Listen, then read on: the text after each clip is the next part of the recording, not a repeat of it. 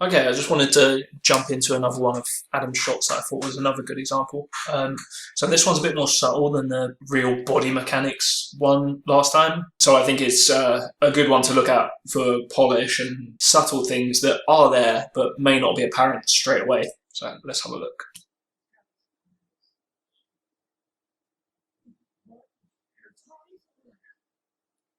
Okay, super nice. But there were a few things that I thought could be improved. So if you're looking at his spine shape here, it's pretty good. But then the shape through the spine itself, I'm not feeling. I'm feeling this. Whereas I think really you'd kind of want more of this. So you get that kind of straight against curve in there. And then here I feel something. I feel like it could be this. So that's the kind of line there. I think what it is the pose itself is good. If you're looking at this part through here, I really feel motion this way with that, which indicates to me that, because if we look at this pose, I think it's quite clear that this hip is at basically the same angle.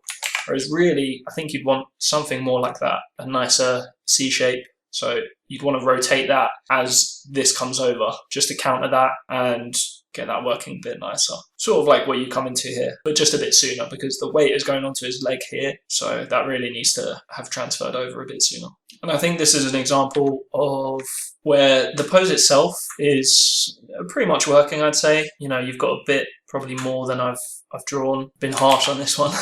But, you know, I think you pretty much have a C shape here. If anything, again, you could probably push that straight against curve and, you know, really push that C shape in there.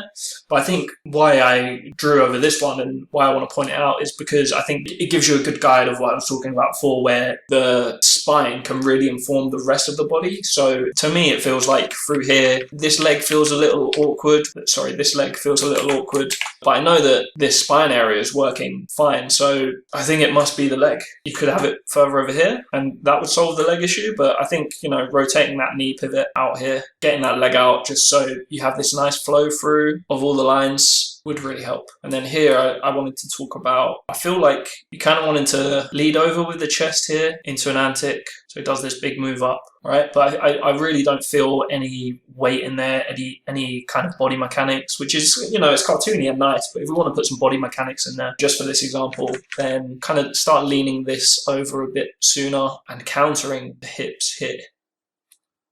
And that is not what his hips look like, but I've gone a bit extreme on it. Probably more in the realm of this.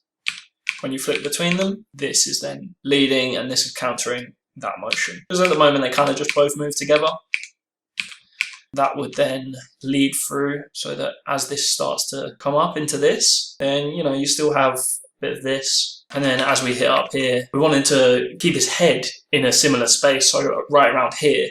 But we still want that change in the body. So this is a great moment where that chest is then going to rotate this way. So it's like the chest is leading that motion in the rotation in this Z axis or Z axis. And then as we get over here, this actually starts to rotate round because these are then dropping down. We keep the head in a similar space by countering with the chest and the hips. The hips then go over. And then as we come through here and the chest wants to start coming over, this, and then head over here. And I guess here, like I said, this is a more subtle piece, definitely, in terms of correcting the body mechanics and stuff. But I think these things would help. So I think upper body wise, this is pretty good. So this is working. I just feel some disconnect here between this angle here and the angle of the hips. You have a bit of a straight here, and then this is much more angled. So you definitely have the C shape, but just not really feeling the nice graphicness of the shape that I think could be there.